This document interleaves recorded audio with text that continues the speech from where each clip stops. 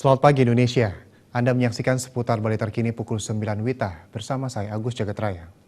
Banyak di antara saudara kita dengan keterbatasan dalam penglihatan atau penyandang tunanetra yang terjun ke dalam profesi pemijat. Namun dalam menjalankan profesi ini, penyandang tunanetra kurang mendapat perlindungan. Tidak sedikit dari mereka ditenggarai menjadi sasaran empuk kejahatan bahkan pelecehan seksual.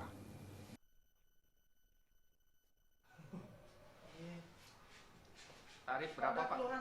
Pak, tadi tarif belum disebutin. Ketut Gede Rahadi telah menggeluti profesi sebagai pemijat cukup lama.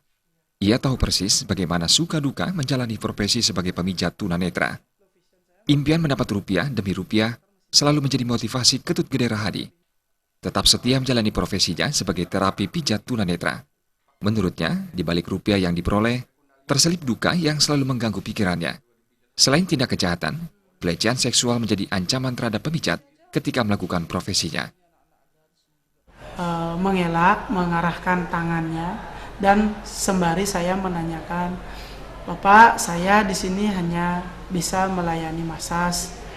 Kalau Bapak ingin pelayanan lebih, mungkin Bapak salah alamat. Bapak bisa mencari ke tempat lain.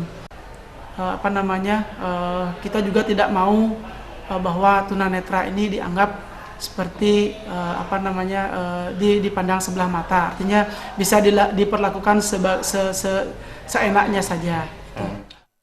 Salah satu guru SLB mengakui pelecehan sering dialami anak didiknya ketika mereka tengah menjalankan profesinya. Namun sangat disayangkan, penyandang tunanetra pasrah menerima kejadian tersebut dan tidak melaporkannya kepada aparat berwajib. Kedepannya, pihak sekolah berharap keberanian para penyandang tunanetra untuk berani melaporkan tindak pelecehan seksual yang dialami kepada aparat yang berwajib.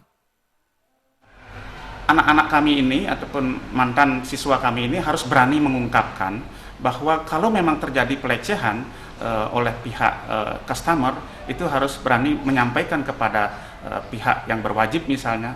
Karena kalau tidak ada keberanian, di situ akan terus-menerus pemasas ini ataupun yang memijat ini akan menjadi korban, demikian.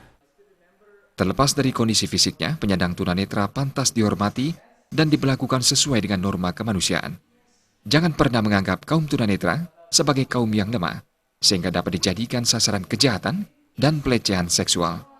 Gung Krisna, Bali TV. Nantikan seputar Bali terkini 1 jam mendatang. Selamat pagi dan sampai jumpa.